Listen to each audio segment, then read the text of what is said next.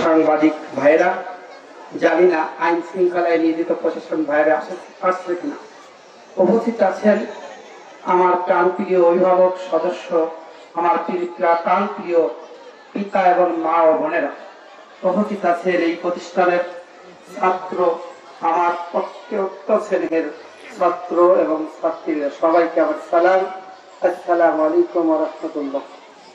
আল্লাহর প্রশংসা জ্ঞাপন করছি যে শত ব্যস্ততাকে পেরিয়ে এরকম একটি প্রোগ্রামে আমার মতো ক্ষুদ্র মানুষের আসার সুযোগ হয়েছে।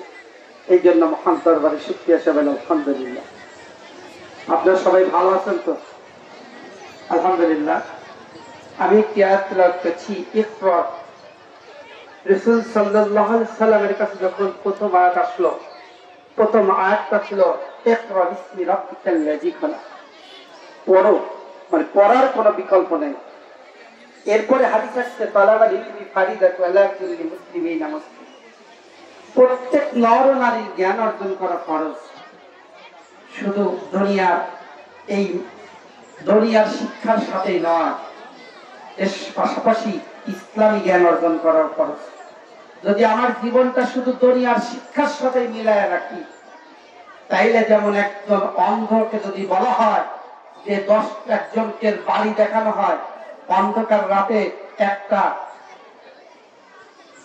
পাটখড়ির গুলডির সাথে যদি দিয়ে বলা হয় যে কিছু বাড়ি তুমি এই আলোর মাধ্যমে দেখাও, ওই অন্ধ যদি একটি বাড়ি দেখায়, এই অন্ধর দ্বারা 10টি বাড়িতে আগুন ধরায়। ঠিক শিক্ষা ব্যবস্থা এরকম, যদি তার জীবনের সাথে নৈতিকতার কোনো আবির্ভাব না ঘটে, সেই শিক্ষা ব্যবস্থা দিয়ে এই জমিনের, এই সমাজের অশান্তি দ্বারা শান্তি বেশি আশা করা যায় না। শুকরিয়া হাজির। গত দিনে রাত্রে আমি এক থানায় গেছিলাম। থানার বিশেষ কারণে যাওয়ার পরে দেখলাম যে একজন, আমার ফোন আসলো যে তোমার স্বাস্থ্য শ্যালক ধরা পড়েছে। গেলাম কারখানায়, বললাম আমার দুঃখ লাগে যে তোমার মতো একজন ছেলে যে থাকবা, ইনকাম করে খাবার ছোট্ট একটি সংসার, তুমি আজকে কাদায় আদায় তোমার জীবনটা ধ্বংস করে ফেলেছে।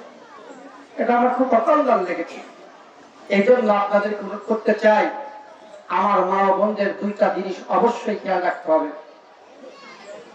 একটা, মা বোনেরাই নেপোলিয়ন বলেছিলেন, যদি তুমি একটি আদর্শ মা দাও, আমি একটি সমাজ উপহার দেব। একজন সন্তান, একজন নারী সন্তানকে একমাত্র তার মাই তার পরিবর্তন করতে পারে। এই পরিবর্তনের জন্য মাকে সন্তানের প্রতি গাইডলাইন করতে হবে। আর পিতা আর মাতার মধ্যে আরেকটি বিষয় পয়েন্ট থাকা দরকার। আমরা অনেক সময় আমার সন্তানাদির বয়স্ক স্বাভাবিক মেয়ের সুখী পিতা মাতার সাথে সান্নিধ্যে যে আচরণ করা দরকার, এটা অনেক সময় আমরা ভুলে যাই। অবশ্যই যদি এই আচরণ আমরা না করে থাকি। সম্মানিত হাজিরিন, যেহেতু অনেক নেতৃবৃন্দ আছেন, আমি আর